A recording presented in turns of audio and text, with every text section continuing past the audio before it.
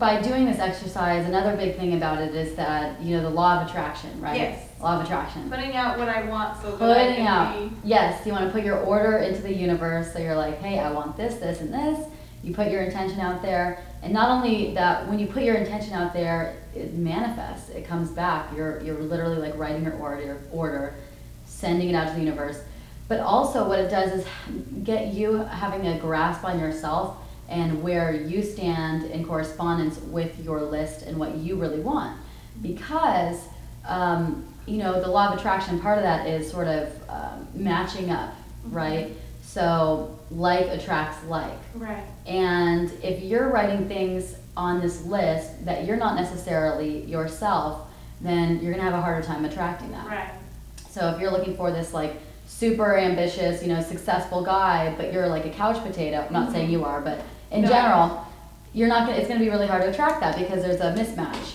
Or if you're looking for Mr. Buff Fit with a six-pack abs and, you know, you're just sitting at home not doing anything, or you're a fat ass, you're probably not gonna attract that person, right. or have a really hard time to. So did anything on this list, do you feel like there's any gaps between what you're looking for or where Yeah, you're definitely. In another one of the exercises I said, I feel apathetic a lot of times. So clearly that's the opposite of ambition. Yeah, you know, apathetic about sort of life in general. Yeah, just, you know, it's hard to get up and do anything. I know that I need to do dishes and laundry, and even that is just pointless. It's really difficult for me. And so, you know, there's definitely a gap under the ambition. Also the healthy lifestyle, you know, I envision myself eating at least 3 meals a day and having them be wholesome, and I know what's good for me, but I'm so freaking lazy and don't care, you know, that I end up maybe eating 1 meal a day. Really? Maybe 2. I love food. I'm like, I can't stop it, eating. but I'm an opportunitarian. I eat when it's available. Okay. Because I hate to cook. Okay, so when it's not there, you don't just like, hey, take matters in your own hands. I made a peanut butter jelly sandwich for myself earlier because I was feeling dizzy and thought maybe if I ate something it would help. But in general, like, I just would rather not deal with making it. And so Dennis cooks. He's a fabulous cook. Oh, is he? He just doesn't always cook very healthy. He's skin and bones, so he likes to add a lot of butter and oh, so he's like, cheese I want to gain weight. Fat. Okay. And if I actually enjoyed cooking, I would cook things that were vegan or vegetarian or very light on meats and fats and very heavy in vegetables and grains. So there's a discord there. Yeah. Between what you want and what you're looking for. Well, what I want and what I live. You know, like, it's not like when we go grocery shopping, he's like, no, you can't get that. No, I won't let you make it. I'm just like, then I have to go into the kitchen. Yeah. Okay, so you don't really care for cooking. You don't really care for doing dishes. Okay. What, like, is there, so you wake up in the morning, describe like what you typically, like your emotions going through your day when you wake up in the morning. Like what's the first thing you feel, do you think? Annoyance that I'm awake. Annoyance that you're awake. Yeah. Okay, Like, that's honest. Yeah, it's unpleasant, but it's honest. And then I sort of mull through my head what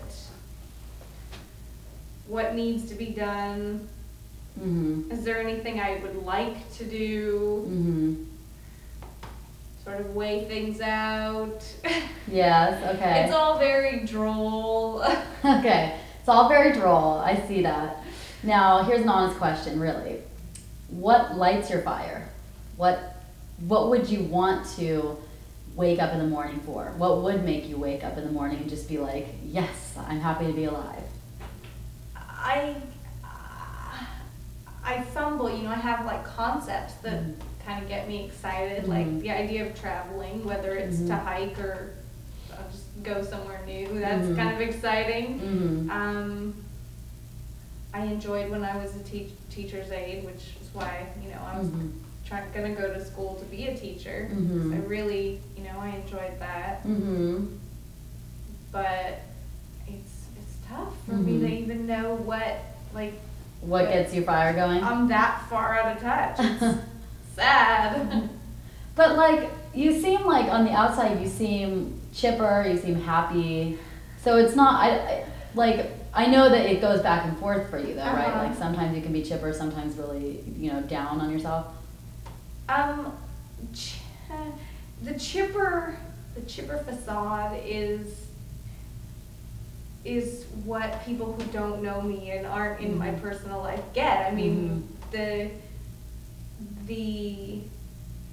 is why people want to be my friend and hang out with me. Yeah. It's because I can say the most depressing things, and yet I've got this smile on my face, and I'm just exuding this positive energy. Yeah, and so I'm sure that it's quite a conundrum for people once they actually are involved in my life, and there's this storm of misery. But I don't know. It's weird. It's like I turn on a positive energy.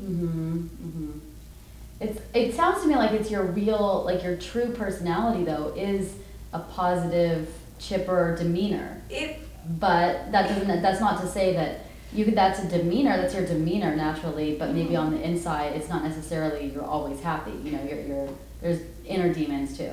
Well, I think you're right that it is at my core who I am. I think that it's just that over the years there's so much, like I said, I feel like I've maybe fallen out of touch with who I am, and so that gap creates an emptiness and a feeling of sadness, and that's what people end up seeing.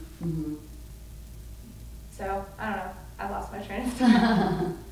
Okay.